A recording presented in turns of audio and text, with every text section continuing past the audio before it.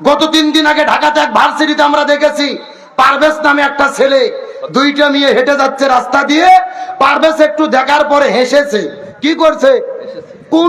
কোনো অন্যায় নাই, কোনো অপরাধ নাই, শুধু হাসছে। হাসার কারণে ওই দুইটা মেয়ে তার বয়ফ্রেন্ডকে ফোন দিয়েছে যে আসো আমাদের এখানে শেষ করে দিল। বয়ফ্রেন্ড মানে বোঝেননি, প্রেমিক। একেবারে দৌড়ে মাথা গরম বয়ফ্রেন্ড আসে পারভেজকে এমন পিটেছে। এই পারভেজ নামক ছেলেটি মৃত্যুবরণ করে পৃথিবী থেকে বিদায় নিয়ে চলে গেছে। জোরে বলে নাউজুবিল্লাহ। তাহলে চিন্তা করে দেখেন অপরাধ কি? শুধু হাসছে, না তাদের গায়ে হাত দিয়েছে, না ইফটিজিং করেছে, না তাদের ডিস্টার্ব করেছে। শুধু হাসার জন্য পারভেজকে জীবন দিতে হলো। মনের মধ্যে বড় কষ্ট লাগে। আজকে পারভেজ না মারা গিয়ে যদি একটা মহিলা মারা যেত, ওই নারীবাদীদের আন্দোলনের ঠেলায় আমরা পুরুষরা বাংলাদেশে থাকতে পারতাম না। তার মানে বাংলাদেশে নারী নির্যাতনের আইন আছে, পুরুষ নির্যাতনের কোনো আইন নাই। এ কথা কন না গা। এই পারভেজ নামে ছেলে কি অপরাধ? মৃত্যুর আগে তিনি বারবার বলেছে, স্যার আমার কোনো অপরাধ নেই, আমি শুধু হেসেছি, তাদেরকে দেখে একটু হাসি দিয়েছিলাম, সরি আমাকে মাফ করে দেন। তারপরেও তাকে মাফ করে দেওয়া হলো না। এই দুইটা মেয়ে তার বয়ফ্রেন্ডকে ডেকে হত্যা করে নিল। আল্লাহর কোরআন এই জন্য বলেছে, ইন্না কাইদা শাইতানি কানা দইফা, শয়তানের ষড়যন্ত্র হলো দুর্বল। ইন্না কাইদা কুন্না আজিম, আর মহিলাদের ষড়যন্ত্র হলো ভয়ঙ্কর। শয়তান ষড়যন্ত্র করলে আপনি বাঁচতে পারবেন, মহিলারা যদি আপনার বিরুদ্ধে ষড়যন্ত্র করে আপনি বাঁচতে পারবেন না। প্রশাসনকে বলি, যেই ছেলেপেলেগুলো পারভেজকে হত্যা করেছে এদেরকে গ্রেফতার করেছেন, এদেরকে শাস্তি দেন। শুধু এদের শাস্তি দিলে হবে না, যেই দুইটা ডাইনি মেয়ের কারণে এই দুর্ঘটনা ঘটলো, এই দুই মেয়েকেও গ্রেফতার করে শাস্তির আওতায় আনতে হবে। তার কারণ ওই বয়ফ্রেন্ডের দোষ কম, দোষ বেশি এই দুই মেয়ের। কথা কন না কে? একে যখন মারা হলো, এই দুই মেয়ে যদি বলতো যে যা হয়েছে মাফ করে দাও, এত বড় অন্যায় করেনি যেকে মেরে শেষ করে দেওয়া লাগবে। বয়ফ্রেন্ড তো চিন্তা করছে নেইকে পাওয়ার জন্য সবকিছু করা লাগবে। কথা কন না কে? ওদের তো মাথা গরম। নাইকে ফোন দিয়ে স্যার মানা যায়, একেবারে নায়কের মতো উড়ে আসছে মোটরসাইকেল নিয়ে, একেবারে হত্যা করে বিদায় করে দিল। আমরা সরকারকে বলি, বাংলাদেশের নারী নির্যাতনের যেভাবে আইন আছে, আমরা পুরুষ নির্যাতনের আইন চাই। বাংলাদেশের অধিকাংশ স্বামী বইয়ের কাছে নির্যাতিত, তার বিচার হয় না। কথা কন না গা। কিন্তু বউকে আপনি মারেননি, শুধু রাগ করে ধমক দিচ্ছেন। ও যদি মামলা করে কমপক্ষে 3 বছর জেল। তার মানে নারী নির্যাতনের বিচার আইন আছে, পুরুষ নির্যাতনের বিচারের আইন। সরকার অধপতনের দিকে যাচ্ছে। এই মেয়েদের বলতে চাই, এ মা এ বোন, তোমরা যদি পর্দা করতা, হিজাব করতা, এই দুইটা ছেলে ডিস্টার্বও করতে পারতো না, আর পারভেজ তোমাকে দেখে হাসিও দিতে পারতো না। আমি আপনাদের একটা কথা বলতে চাই, শোনেন, ব্যাখ্যা দেবো না, টাইম কম। আপনার মেয়ে আমার মেয়ে, আপনার বোন আমার বোন যদি পর্দা করে, হাতে মুজো পায়ে মুজো, পুরো শরীর ঢাকা, আপনাদের কাকডাঙ্গা বাজার দিয়ে যদি হেঁটে যায়, ছেলেরা দেখার পরে কি বলবে? বলবে আসসালামু আলাইকুম খালাম্মা, কেমন আছেন? কথা কন না। তার কারণ ভেতরে জিনিসটা কি বোঝা যাচ্ছে না। কিন্তু আপনার বউ আমার বউ 42 বছরের বুড়ি, মাথার চুল ছেড়ে দিয়ে আদ্রা পাদ্রা বাড়ি করে পোল্ট্রি মুরগির মতো হাই হিল পরে কিল করে নাইকে সাজে পরিমণির মতো যদি হেঁটে যায়, এই যুবকেরা দেখার পরে কি খালাম্মা বলবে? বলবে আসসালামু আলাইকুম আপা, কিছুক্ষণ পরে খেপা। জোরে ঠিক বলেন। তার মানে পুরুষদের কাছে মেয়েদের ভালো ব্যবহার নিতে গেলেও আগে তাদের পর্দার ভেতরে ঢুকতে হবে। আল্লাহর কোরআন বলেছেন, অকরনা ফি বুয়ুতিকুন্না ওয়ালা তাবাররুজনা তাবাররুজাল জাহিলিয়াতিল উলা। ভালো করে বোঝেন, আল্লাহর কোরআন বলছে, হে মেয়েরা, জাইলি যুগের মেয়েদের মতো বেপরদা হয়ে রাস্তাঘাটে ঘোরাফেরা করো না।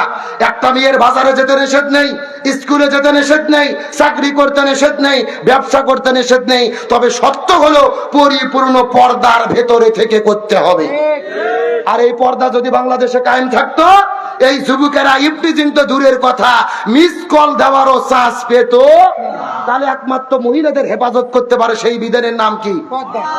আরো জোরে বলেন, আরো জোরে বলেন। তাহলে চিৎকার করে বলেন তো দেখি, বেপরদা নারী যারা।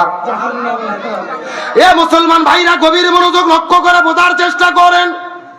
এই যে আমার বড় ভাই আজকে সভাপতি নাকি, এই সভাপতি সাহেবকে আপনারা সবাই কি চেনেন? আরো জোরে বলেন চেনেন।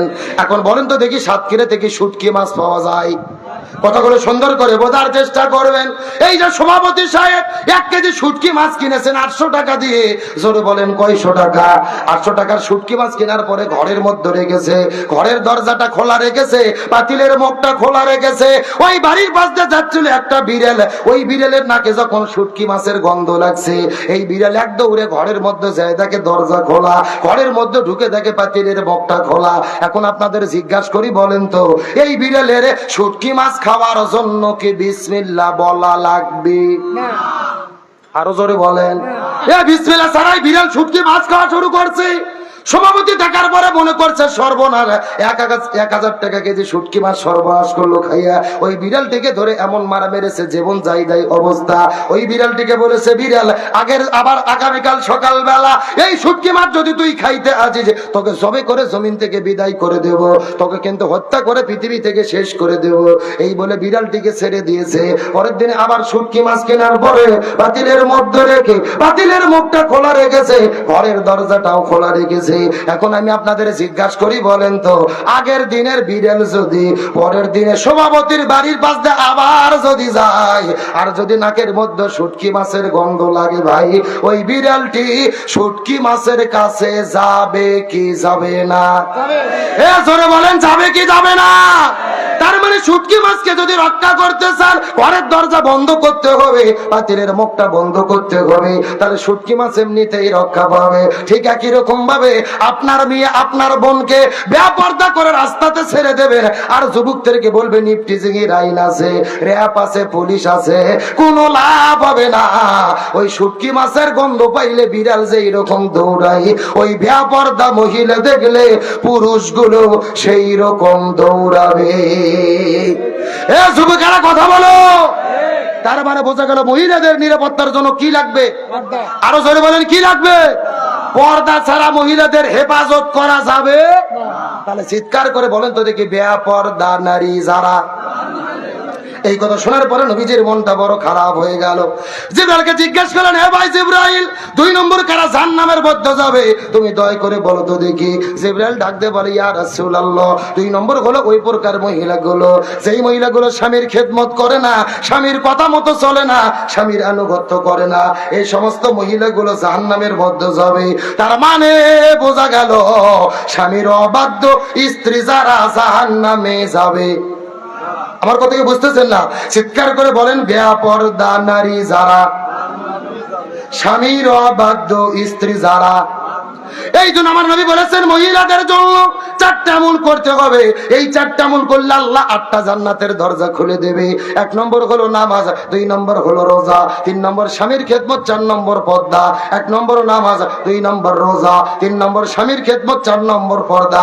রাসূল বলে দিয়েছে এই 4টা আমল যদি কোন মহিলা করতে পারে, আল্লাহ তাদের জন্য 8টা জান্নাতের দরজা খুলে দেবে।